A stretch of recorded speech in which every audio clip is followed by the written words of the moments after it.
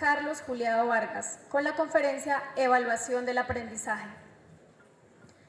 El padre Carlos Juliado es filósofo y teólogo del Seminario Valmaría y de la Universidad Javeriana, magíster en Estudios Sociales, Políticos y Económicos en el Instituto de Estudios Sociales de la Universidad Católica de París, magíster en Dirección de la Universidad de los Andes.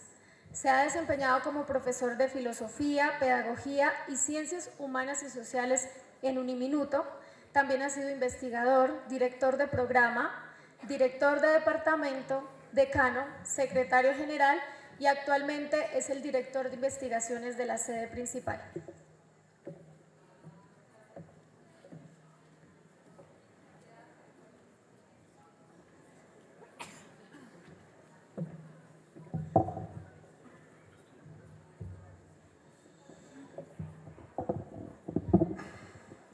Muy buenas tardes.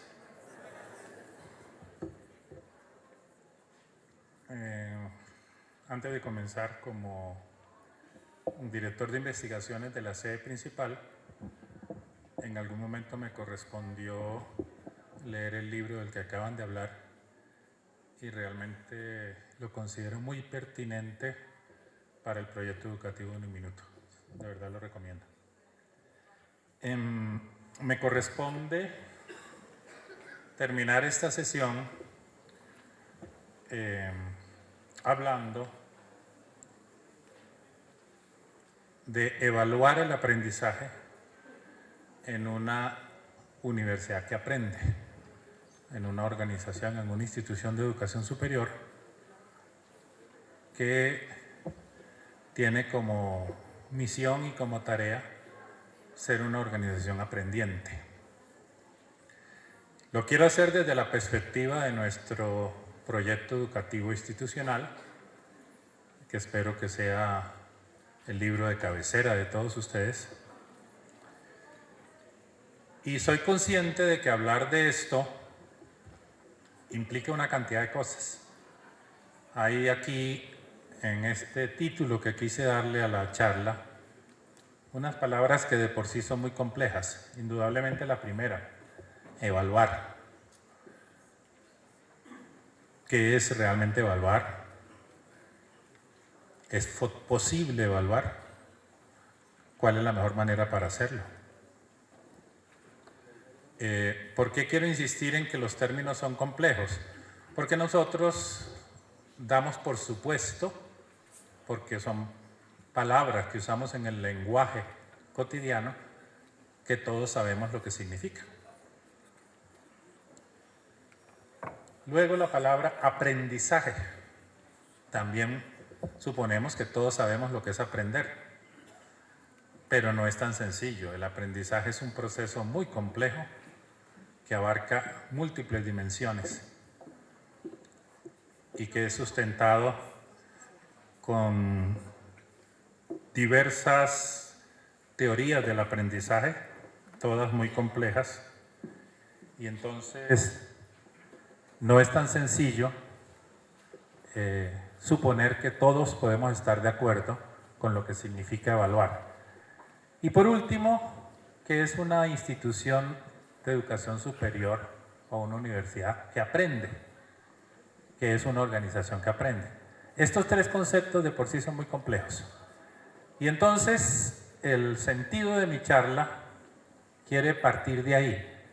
No demos por supuesto de entrada que ya sabemos lo que es evaluar.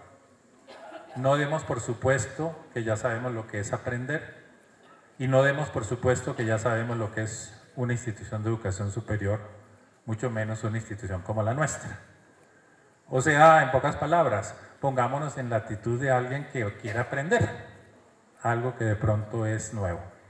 Como les digo, me quiero centrar en nuestro proyecto educativo y entonces en la charla voy a hablar primero de 5 presupuestos que la mayoría pueden ser ya conocidos por ustedes porque son el fundamento de nuestro proyecto educativo. Después voy a decir algo sobre lo que es el aprendizaje, o mejor, los aprendizajes.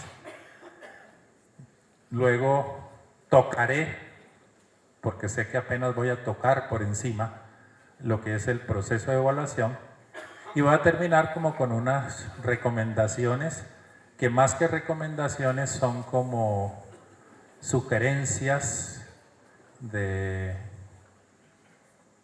sí, toca decirlo, sugerencias revolucionarias, digamos así.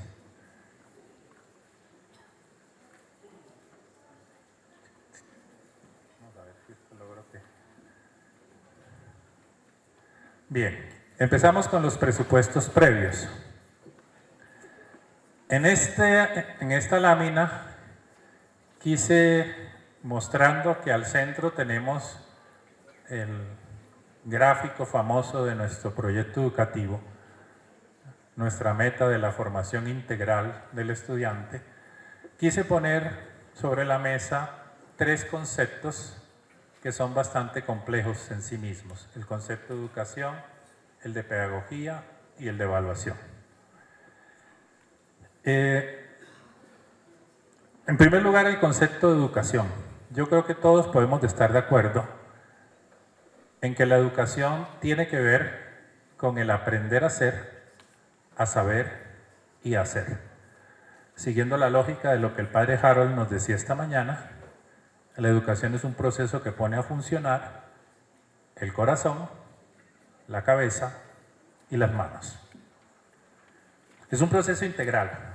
La educación no solamente tiene que ver con lo cognitivo, tiene mucho que ver con el ser y con el hacer. Y entonces, si uno se pregunta, ¿quiénes son los sujetos de la educación? La única respuesta válida es todos. Todos somos sujetos de la educación. Toda la comunidad educativa y toda la comunidad extensa. Estudiantes, docentes, administrativos, directivos, todos estamos en un proceso educativo.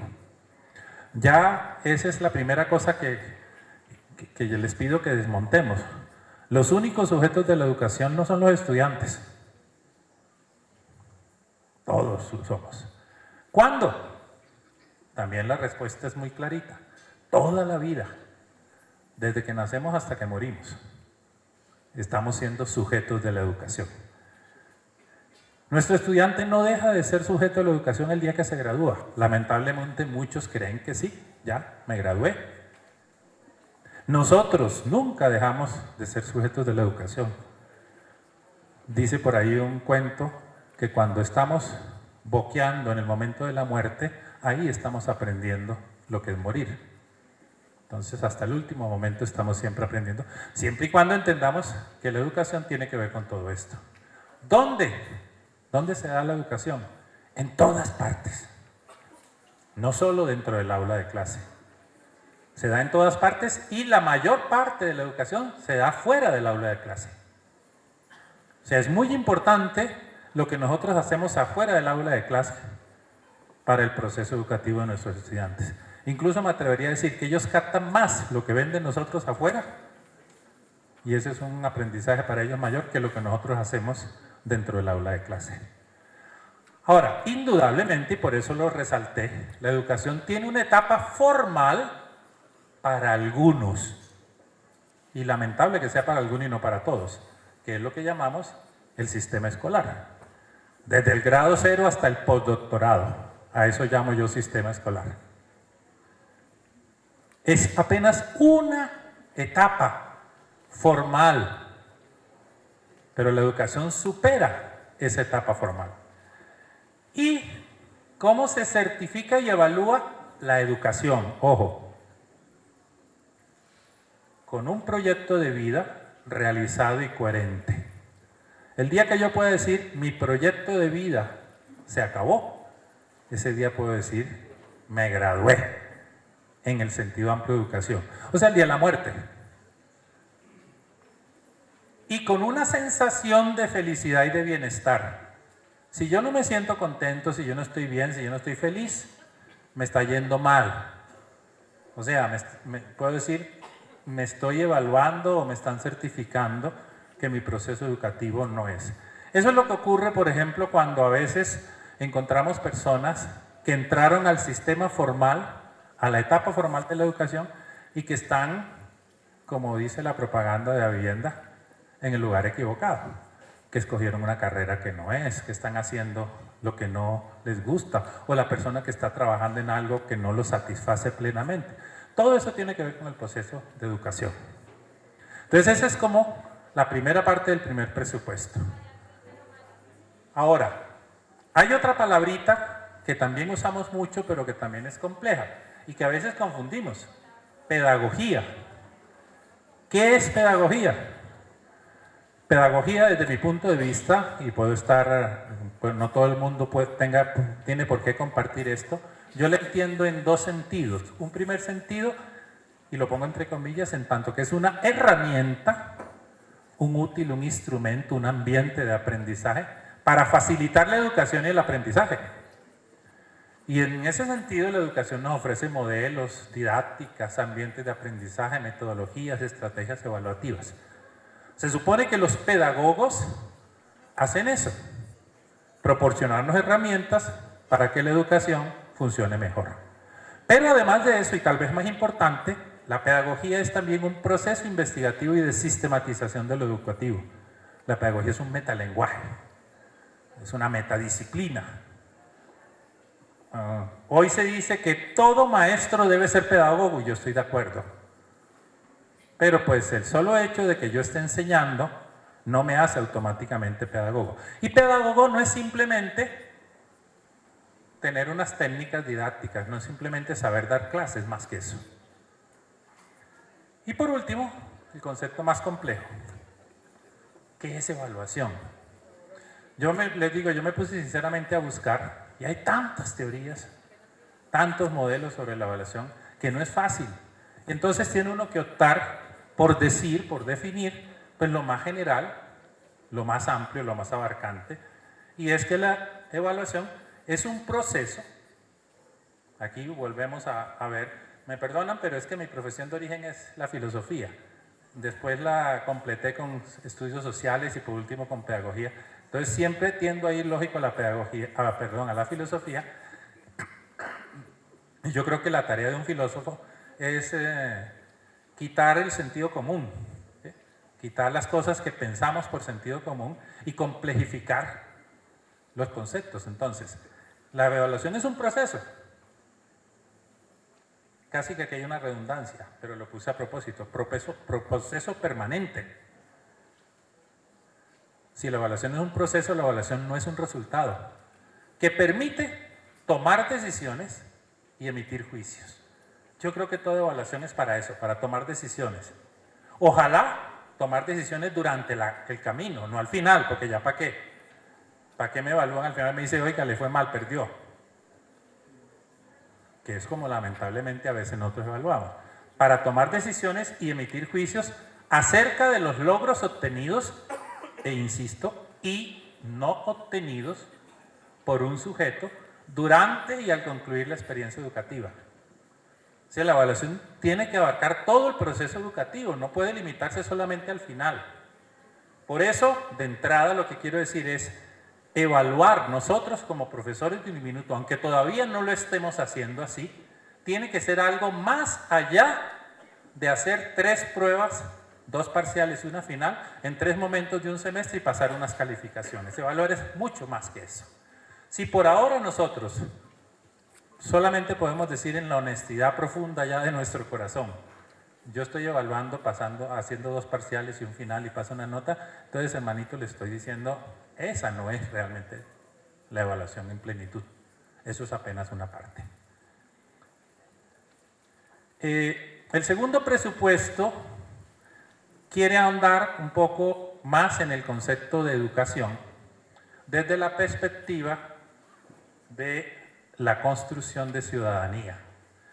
Yo sé que esta lámina ya, de pronto para algunos de ustedes, los más antiguos, puede ser ya muy manida porque yo la he usado muchas veces, pero no está de más que vuelva a insistir en ello y de pronto para los nuevos es novedosa. Aquí tenemos al individuo, cada uno de nosotros, y acá tenemos a la sociedad.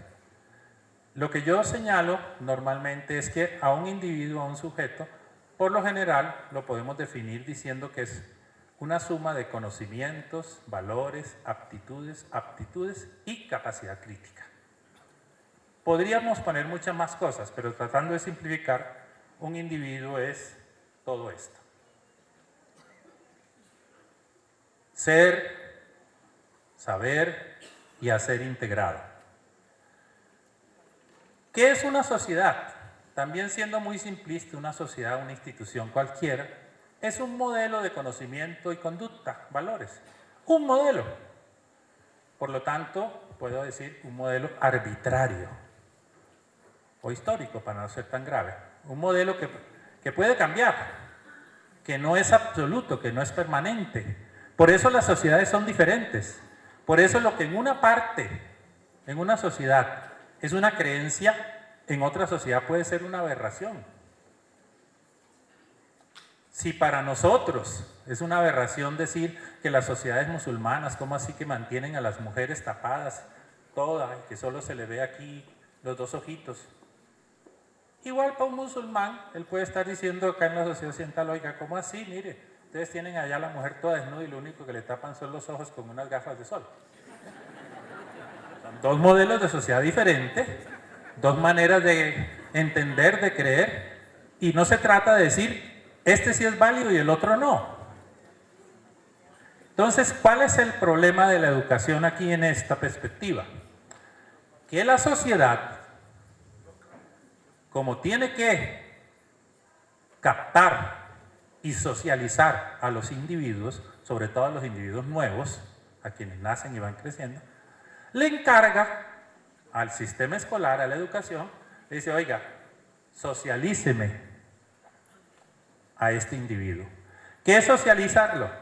Dígale, enséñele cuáles son los conocimientos, los valores, las actitudes y las actitudes que en esta sociedad son válidas. ¿Sí? Podemos usar otros términos. Inclúyamelo para que no sea un incluido. Enséñemele para que sepa lo que para nosotros es importante. Podríamos usar incluso términos ya no tan positivos, a veces despectivos. Domestíquemelo, ¿sí? Para que no sea un rebelde, amáncemelo, encuádremelo, métamelo en el sistema, ¿sí? Eso es lo que la sociedad le dice al sistema escolar, hágame eso. Porque ella tiene un modelo de ciudadanía. Pero resulta que se nos olvida que el sujeto, además de esto, es esto. O sea que la educación tendría una segunda misión, una segunda tarea, que es lo que llamamos procesos de liberación o procesos de concientización. O sea, en teoría el sistema escolar, además de enseñarle al sujeto, esto es lo que usted tiene que aprender para estar incluido en esta sociedad, para no ser un excluido, para no ser un marginado, debería enseñarle a ser crítico con ese mismo sistema, con esa misma sociedad, para que él sea capaz de decir, no estoy de acuerdo con esto, hay que cambiar esto. Lamentablemente esta segunda parte no siempre lo hace el sistema educativo. De que sí es cierto, socializamos. La prueba de eso es que en educación, lamentablemente, lo más importante es la disciplina. No sé si ustedes han pensado en eso. ¿Por qué se le da tanta importancia a la disciplina? A los reglamentos, a los manuales de convivencia, a los uniformes, a los timbres, a los horarios, a las campanas.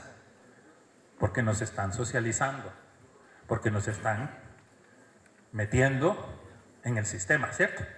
Y eso es normal, eso tiene que hacerlo la sociedad porque si no, desaparece. Pero si no nos dan esta segunda parte, pues nunca habrá verdadera ciudadanía, ¿sí? Con esto amplío, segundo presupuesto, el concepto de educación general, en el que quiero enmarcar lo que es el aprendizaje y la evaluación.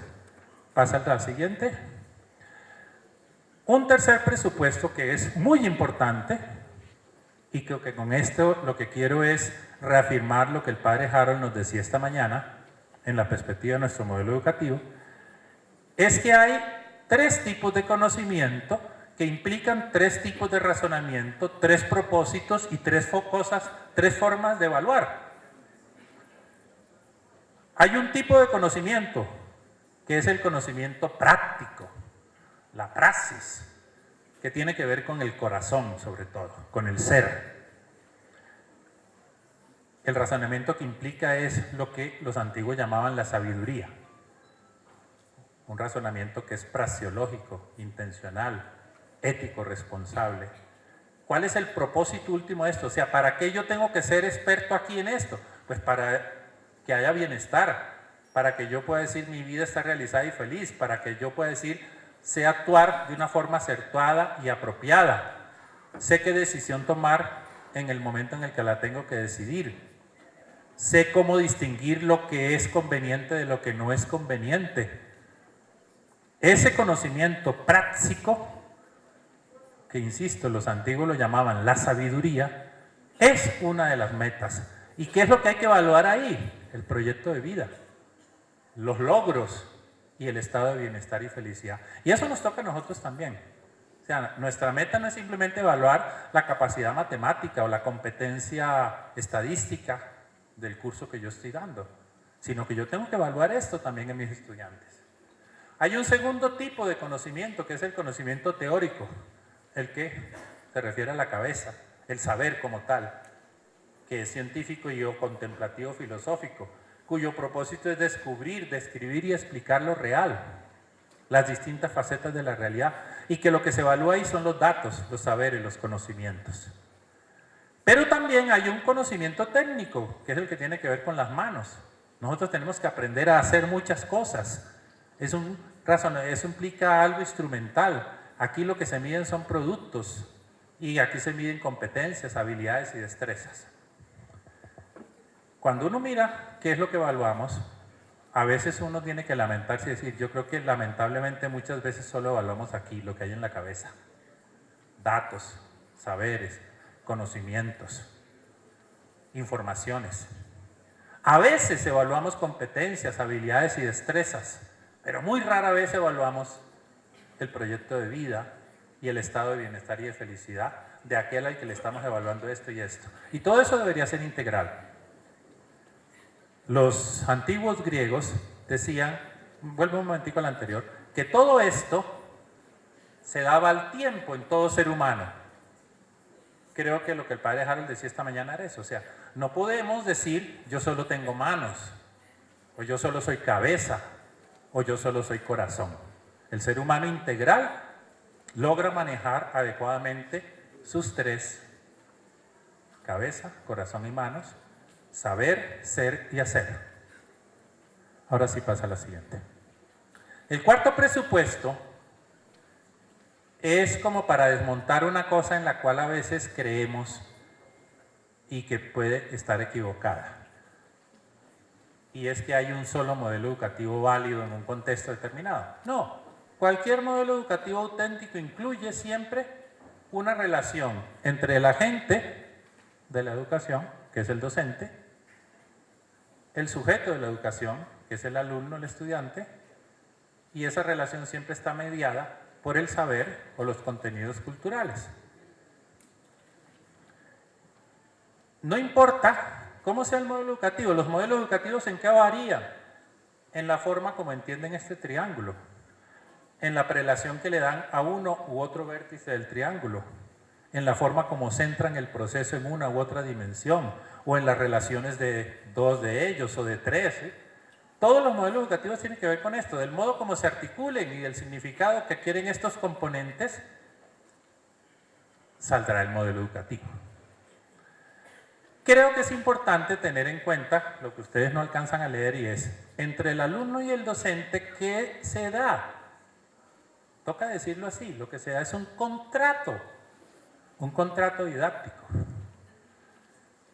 La relación entre alumno y profesor es la relación más atípica que existe. Todas las relaciones humanas, menos esta, aspiran a algo, ¿sí? Y es que cualquier relación humana aspira ¿a qué? A que sea para siempre. Amor eterno, ¿sí? ¿Sí? Hasta que la muerte los separe. ¿Sí? O yo como papá quiero que mi hijo siempre sea mi hijo, o mi hijo siempre quiere que yo sea su papá. Bueno, somos amigos incondicionales, nos conocemos desde el kinder y ya estamos en posgrado y seguimos siendo los grandes compinches. Resulta que la relación educativa está hecha para que se acabe y mientras más rápida se acabe, mejor. ¿Sí? Recuerden Juan Salvador Gaviota. Cuando tú logres con mi ayuda que tus alas estén suficientemente fuertes, pues vas a volar solo. Recuerden, siempre se dice, lo ideal es que el alumno supere al maestro. Y todas esas cosas nunca se van a dar si yo pretendo que la relación educativa sea para siempre, amor eterno, ¿no? La prueba la tienen ustedes en el día a día. Tengo unos alumnos este semestre, el semestre que viene cambiaron. Eso no significa que yo no pueda haber creado lazos de amistad, de cercanía con estudiantes, con algunos míos, y que se mantengan toda la vida, pero esa no es la relación educativa. Eso no significa incluso que yo me pueda convertir en amante de algunos de mis estudiantes o mis estudiantes. Eso puede darse también, pero esa no es la relación educativa. La relación educativa es otra. ¿Sí? ¿Me explico? La relación educativa implica un contrato. Un contrato que el estudiante firma cuando firma una matrícula. Un contrato que el docente firma cuando firma su contrato laboral. Y como todos los contratos, pues tiene las limitaciones de los contratos, pero también las ventajas de los contratos. Entre el docente y el saber, ¿qué es lo importante? Un término técnico, científico. Aquí dice la transposición didáctica. Lo importante de un buen maestro es que él sepa traducir ese saber en el cual él es experto a un contexto, a un lenguaje y a un proyecto de vida de un estudiante. Si yo sé mucho de mi disciplina, pero yo no logro hacer que el estudiante se encarrete con mi rollo, no soy un buen maestro. Yo siempre he dicho, aunque suene feo, que el buen maestro es casi como un buen vendedor. ¿Sí? Logra tramar a los estudiantes para que digan, me tramó el rollo de ese cucho o de esa cucha. ¿Sí? Y le voy a meter el diente. Y me voy a aprender todo eso porque lo veo importante y valioso para mi proyecto de vida. Punto. Si no es así, pues hagamos que el contrato sea real. Si yo, por ejemplo, lo que le estoy enseñando a mis estudiantes es algo que yo considero que no es importante, que no es, o sea, que vale que, digámoslo así, para pasar la nota, para pasar el curso, porque está dentro de un plan de estudio y toca, pues hagamos uso del contrato. Y con toda honestidad, digamos, recuerden ustedes cuál es la pregunta clave que le hacen los estudiantes a uno siempre. Y que no siempre la respondemos bien. Profe, ¿eso para qué me sirve? Y esa pregunta es crucial en el proceso educativo. Si el estudiante no sabe para qué le sirve lo que está aprendiendo, significa que lo que está aprendiendo no le sirve para nada. Así de simple. Entonces, si yo llego a considerar que para lo único que le sirve es para pasar, pues dígale con honestidad, pues ¿para qué me sirve? Pues para que pase. Estudie para que pase y listo. El día que pase ya olvídese de eso, vomite esa información, eso no le va a servir para la vida, para nada, bueno. Y entre el estudiante y el saber, ¿qué dice aquí? Aprendizaje significativo, en coherencia con lo que acabo de decir. Yo tengo que encontrarle el valor a lo que estoy aprendiendo, de tal manera que eso se vuelva significativo para mí, en mi proyecto de vida. Y el último presupuesto previo, pues es nuestro enfoque educativo en Uniminuto, el enfoque praxeológico, desde y a partir de mi propia práctica. Todo esto lo hacemos desde una experiencia, desde una práctica, centrados en la práctica, dándole importancia a la práctica, no por encima de la teoría, sino en correspondencia, en cohabitación con la teoría, validando desde la práctica la teoría y validando la teoría desde la práctica. En ese proceso, en espiral que todos conocemos que es la praxeología, que implica un observar, captar la realidad desde la experiencia, ver, analizarla, interpretarla, juzgarla, para actuar y transformarla y generar a partir de ahí un conocimiento nuevo para mí y para los demás. Entonces, sobre la base de estos 5 presupuestos previos, que dan, si ustedes quieren, algo así como una especie de plataforma teórica pedagógica, ahora sí vamos a ver qué es aprender para luego poder de alguna manera aproximarnos a decir qué es evaluar. Pero aquí está el gran problema, ¿qué es aprender?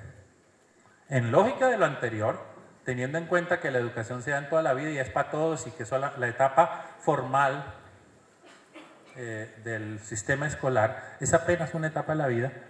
Entonces, el aprendizaje, tenemos que decir, es un proceso mediante el cual se adquieren o modifican muchas cosas, habilidades, destrezas, conocimientos, conductas, valores, todo como resultado de la experiencia, el estudio, la instrucción, el razonamiento y la observación.